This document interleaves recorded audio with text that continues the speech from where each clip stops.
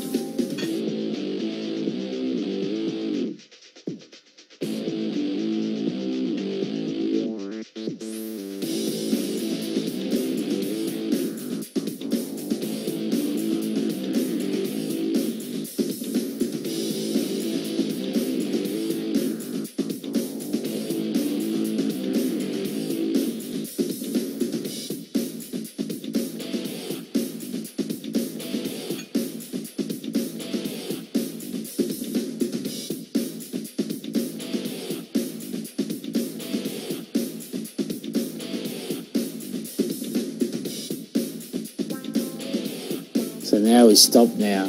The yellow team have been able to keep the ball. So here we should have the two forward runners here. We've got three of them, which is not such a problem. But we need that back runner to be back here, so it's an option. As you can see, they've only got three defenders now. So what we want is the ball in this guy's hand because he's going to score. So we want the 10 to go to the line and commit this player, for this forward here to commit this player, and then for the ball to go outside, and we've got a 3-on-1. The option's not wrong because the player's in a good position, but the try-scoring option's on the outside, and what we want to be doing, and particularly it's so important in modern rugby, you take the opportunity when it is, and these guys here should have been yelling and screaming for the ball because there's no defence line at all. You know, and sometimes you see that in the game of rugby at the moment. You know, the sides have to keep chasing the ball, and then they've only got a defence line up to the 60% line on the field, and there's that option on the outside to attack with.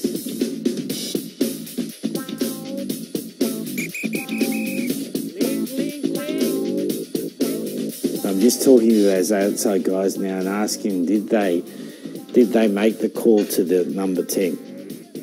Unfortunately, they didn't, and that's what they got to learn. They got to be making those calls to the inside guys to make sure they get the ball in those situations where there's a try-scoring opportunity on. Just a coaching tip: if you're practicing attack defence, allow the turnover ball play to continue. You can see in that situation there that the yellow team didn't react at all to the turnover ball. You know, there's a lot of thought at the moment that after a turnover ball, the next 10 seconds is the most important time where you either can gain momentum in attack or close them down in defence. And that makes a lot of sense. So make sure at training you practice those turnovers that the sides quickly react.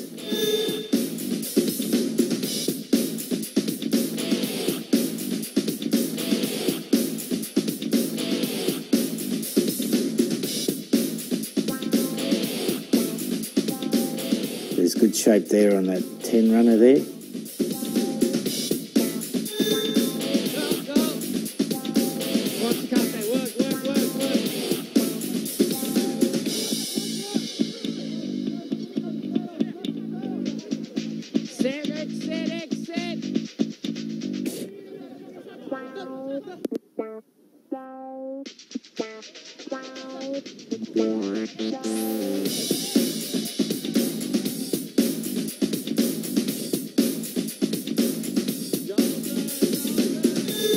Played a loop play there. Again, the outside runner was just a little bit flat on the ball.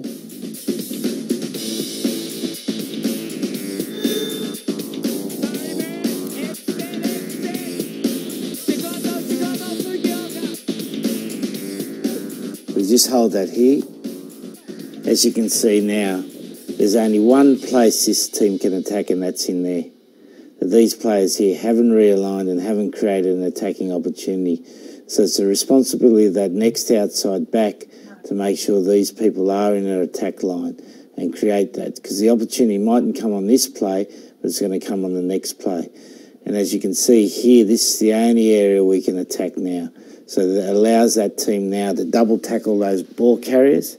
And a double tackle means that you're going to get slow ball, which puts the defence in the most advantageous situation.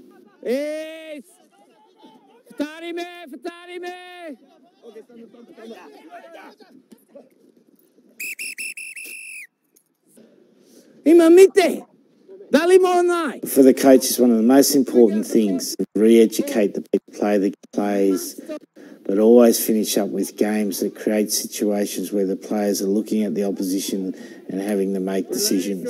Release. Play on. Hey, Joseph. We really encourage the players to make decisions, that the players need to make decisions because they've got to take the opportunities when they are available at the moment. You know, over the last 20 years, defences have improved much more than attack. And we need the attack to start improving, and that'll only come through the ability of players to be able to take the opportunities when they are.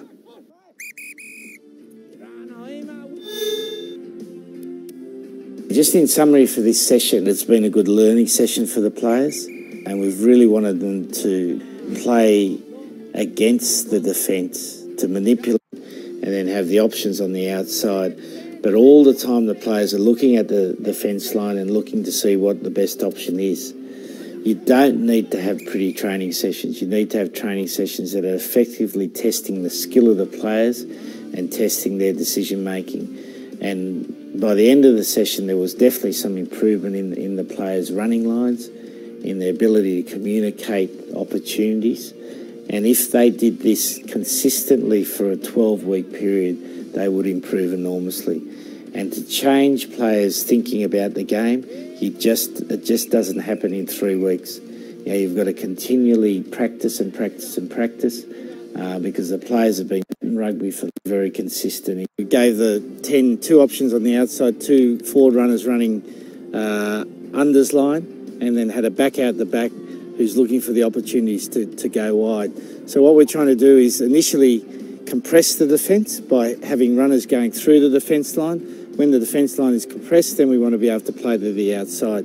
So we're always trying to give the 10 the options to play where the defence is weakest. We put that in a game at the end where we had decreasing number of the boys got limited still, came through the city game of rugby side, then of number 10 options. So always try to get it firstly in a drill and then put it into a game so the players' understanding of it's much better.